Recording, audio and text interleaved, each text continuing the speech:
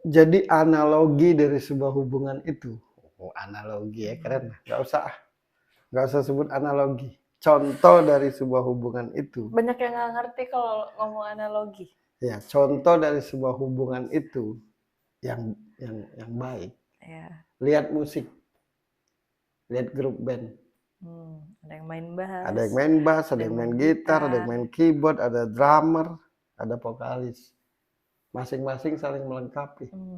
Jadi nada, kemudian indah. Jadi nada, kemudian indah, karena saling melengkapi, itulah yang disebut harmonisasi. Coba kalau di band itu gitar aja. Coba kalau di band itu, disebut band itu kan karena ada gitar. Nah disebut suami istri itu, karena bisa kerjasama, apapun. Jadi apapun bisa kita lakukan berdua, tanpa ada batasan. Nah itulah yang disebut pernikahan. Sedekat-dekatnya sahabat, tetap ada batasnya. Sedekat-dekatnya saudara, tetap ada batasnya. Sedekat-dekatnya ibu dan anak, bapak dan anak, ada batasnya. Tapi kalau suami istri itu tidak ada batasnya, harusnya. Jadi hubungan apa yang tidak ada batasnya, yang tidak ada rahasianya? Hubungan suami istri. Nah, kebanyakan nih Justru malah kebalik. Pas lagi berteman tidak ada batasnya, bersahabat mulai ada batasnya, pacaran lebih banyak batasnya, suami istri tambah lagi. Suami istri ya udah masing-masing.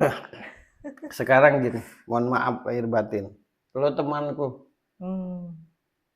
kemudian lo kucium, pasti lo nggak suka. Ya. Tapi kalau lo istriku, kemudian lo kucium, pasti suka. Kan gak ada batasnya. Lo sahabatku, mohon maaf lahir batin. Bukan mau kurang ajar, tapi sebagai contoh agar ngerti.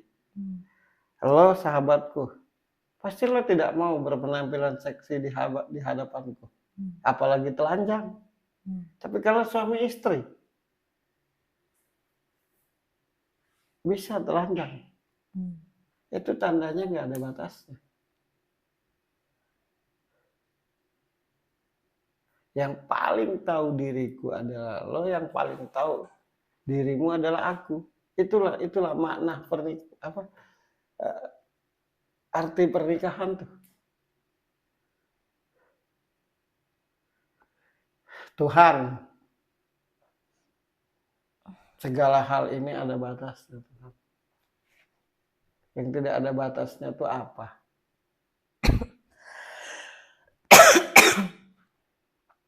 Suami istri. Nah, bagaimana supaya bisa jadi suami istri? Harus saling mencintai.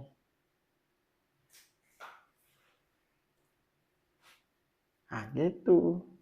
Jadi, ketika engkau ingin menghilangkan batasmu terhadap seseorang, jadikanlah dia pasangan hidupmu. Harusnya. Tapi kan mayoritasnya itu tidak seharusnya. Gitu. Makanya dijelasin ya. Biar jadi seharusnya. Iya, makasih lah dijelasin.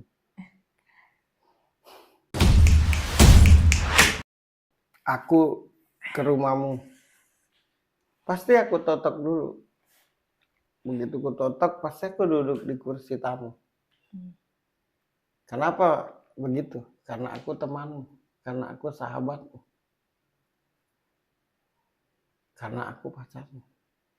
Tapi kalau lo istriku, begitu lo buka pintu langsung masuk kamar, langsung makan, langsung joget-joget. Nah itulah suami istri. Hubungan yang tidak ada batasnya, yaitu adalah hubungan suami istri. Nah sayangnya sekarang berbatas, aku tidak mengerti apa sebabnya. Kalaupun mengerti panjang nanti gue jelaskan.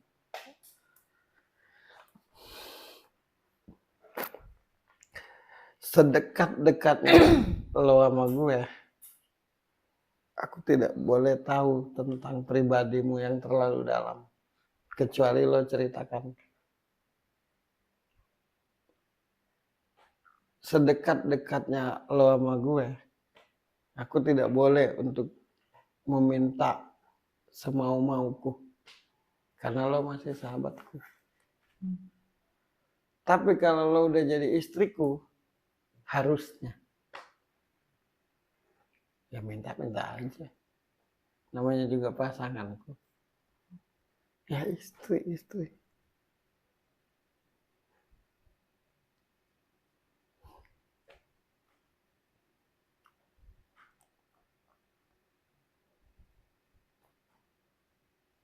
Ya itulah.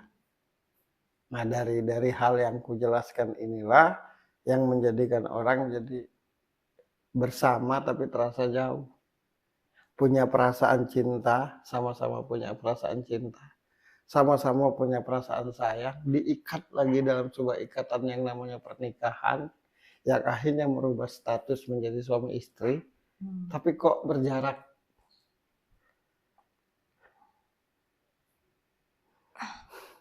Gitu. Ada yang mau ditanyakan lagi? Udah. Aku suka kalau ditanya-tanya. Lebih simpel ngomongnya tuh.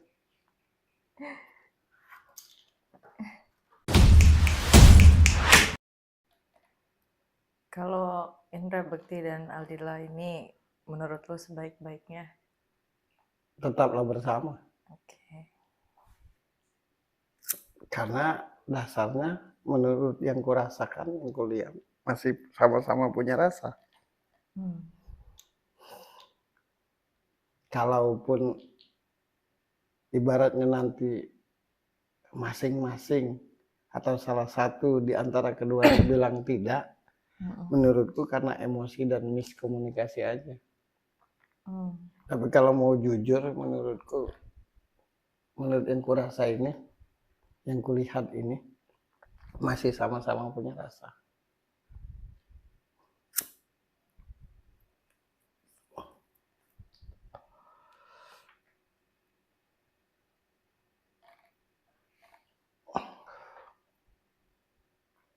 Karena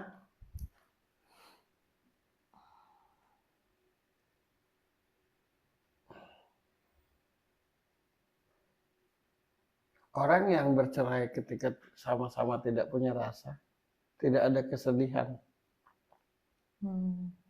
Jadi ketika ada orang yang bercerai terus sedih, itu tandanya karena masih punya rasa, masih sama-sama punya rasa cinta. Sekali lagi kuucapkan, orang yang bercerai murni karena tidak punya rasa cinta lagi satu sama lain, pasti tidak akan sedih.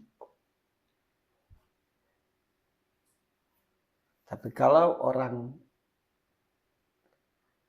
bercerai dalam kondisi masih sama-sama punya rasa, otomatis sedih.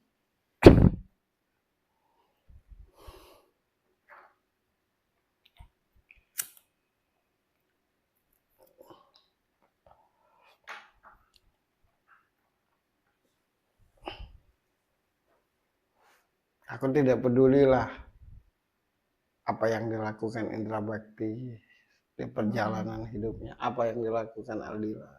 Itu hak pribadi. Karena masing-masing orang sama aja lah. Tapi yang harus ku garis bawahin, ya mereka masih punya, sama-sama punya rasa. Itu aja.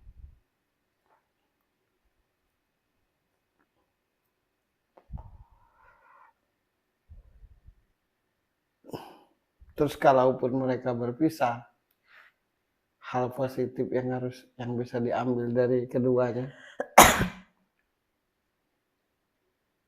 mereka tidak saling benci.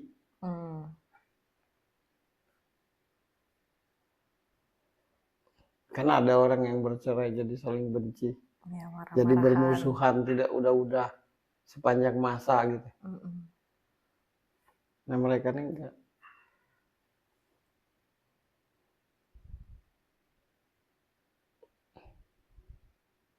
Terutama indra bakti,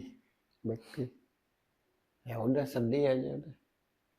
Tapi tidak ada niat untuk mempersulit gitu untuk ini. Dan Aldilanya sendiri menurutku terlihat banget berat untuk bercerai itu. Ya karena di sininya tuh nolak. Tapi karena ya banyak hal lah. Berasa gitu aku ngelihatnya.